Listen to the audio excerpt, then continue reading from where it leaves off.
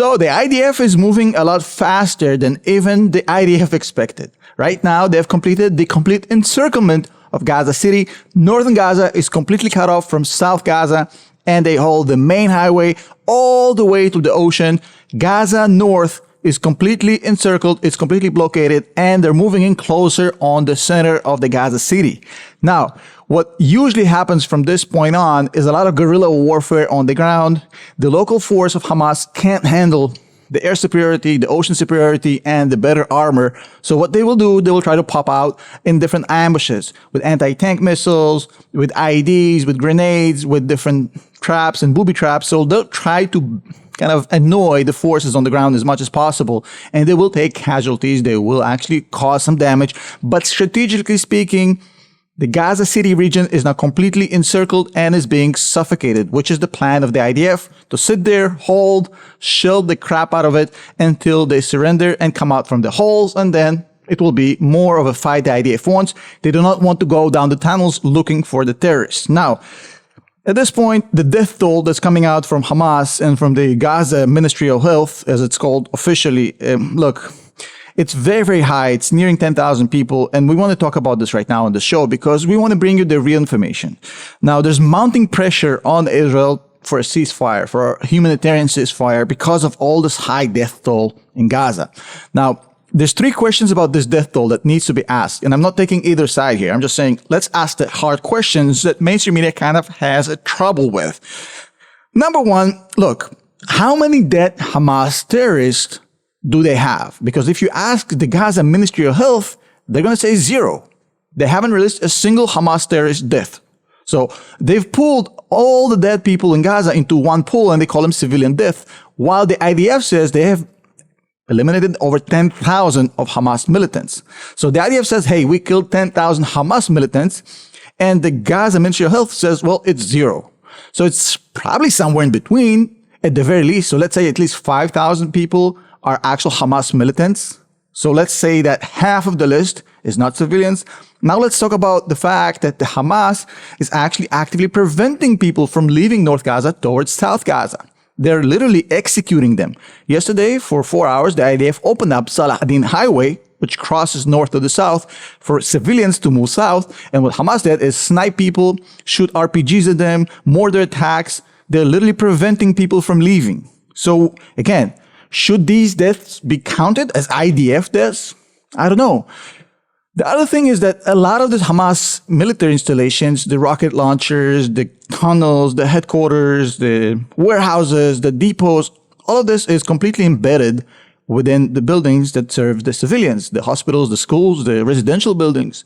And according to international law, that makes them a valid target, no doubt.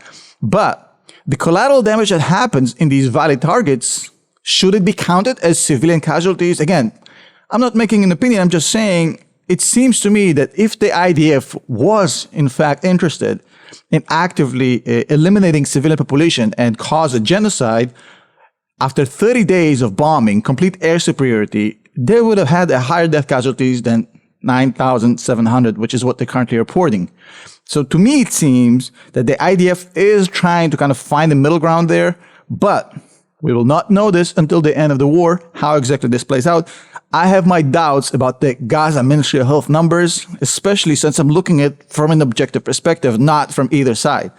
Now, look, at this point, this fate of the Hamas depends on the PR war. Now, the Israelis have encircled the Gaza city. They've taken over multiple headquarters, outposts. They got a lot of good intel, a lot of maps. They've outnumbered Hamas. They have better technology. They have complete air superiority. They're going to close in on Hamas. So the Hamas only has one front in which they can win, which is the PR, the public relations war. They're trying to turn the heat on Israel on the geopolitical stage so that Israel is forced to a ceasefire that's going to save Hamas's ass. That's the play here. Now, so far, Israel has been kind of getting its ass kicked on the PR stage. No doubt about it. The global narrative is that Israel are the bad guys and Hamas are the poor freedom fighters that are being annihilated by Israel. The whole narrative has changed. Now, you can talk a lot about why this happened, why the narrative changed in opposed to the Israeli position, but that doesn't matter because that's still the case, and that means Israel is on the clock. It either has weeks or at best months to finish off Hamas. After that, the United States will not be able to hold off the rest of the world and even its own public relations and let Israel keep on going. So what the IDF did right now goes in full alignment with that, and I'll explain. So the IDF carved out the north completely and focused its efforts on carving out the north and cutting out the south just for that purpose. If they're forced into a ceasefire, there's no passage of goods, there's no passage of military supplies, there's no way to logistically support and reinforce from the south to the north just by the tunnels. There's nothing big that can move. So they're kind of playing this game of saying, well, if they're going to cause us to stop, at least let's cut off the south from the north. Now, there's two scenarios from this point that can happen. Scenario number one is that Israel will be allowed to continue until they beat Hamas, until they win. They have bunker penetrating bombs. They will bomb Hamas at some point in their tunnels, or they come out on top to take some air and they will be killed. By the pace that we've seen so far, it seems that it's going to happen a lot faster than initially anticipated, probably towards the end of the year. So it seems that Israel probably needs until the end of December to get this done. Will they have time from a PR perspective? I don't know. Iran is really fighting hard to stop it because Iran is trying to save Hamas. They want to continue having Hamas as an asset, as a weapon. So they're pulling all the stops on the PR front to stop Hamas. They don't want to waste Hezbollah lives. They don't want to waste anybody's lives, but they would love to keep Hamas without getting involved in this directly, which is the Iranian MO. So what they're doing right now, they're using Al Jazeera, which is nothing more but an Iranian tool to broadcast these images of the horrific genocide that's going on with the music and this horror footage. Again, when I see people in need, I go help them. When it's apparently in Gaza, when people are in need, people just pull out a camera and put it in their face and film all the gore. It's what it seems like from Al Jazeera, you know. Everybody has a camera, and instead of helping people in need, they all film them. So there's a lot of propaganda coming out from this genocide festival from the Gaza side. And I'm not saying the civilians are not being killed. Unfortunately, they are, and a lot of them. But it's being played as an Israeli intentional killing of civilians just to punish the poor Palestinian people. What's not being talked about is the fact that the Hamas puts them there, prevents them from leaving, and actually embeds inside them and won't let Israel fight one-on-one versus militants. So, again, this has to be said. Now, the key here is how long until this takes a toll? How long until the Americans cannot hold off anymore? We've seen the protests, unprecedented protests. We've seen Washington actually with lots of pro-Palestinian, pro-Hamas protesters. How long can they hold it off? This isn't the strongest government the United States had, so they're really playing a hard game here. I mean, they're paying for the mistakes of previous administrations as well, mainly Barack Obama, that screwed up the Middle East completely. But what I think they're misunderstanding when they're trying to find a solution here right now, they're trying to pressure Israel into a ceasefire. What they're thinking of is that we can get some more clout from the regional players if we get Israel to back off a little bit. And we're going to have more clout with the other Arab moderates in this region, which is exactly the mistake Obama had. When you're coming from a place of weakness with them, when you actually giving things for free, so to speak, right? That's not interpreted as a sign of strength, and they won't respect you. That's just the way it is. So there's no clout in getting some sort of a weak arrangement. So the United States will try and regain the dominance in the Middle East, which Barack Obama basically kind of gave away to the Russians and the Chinese.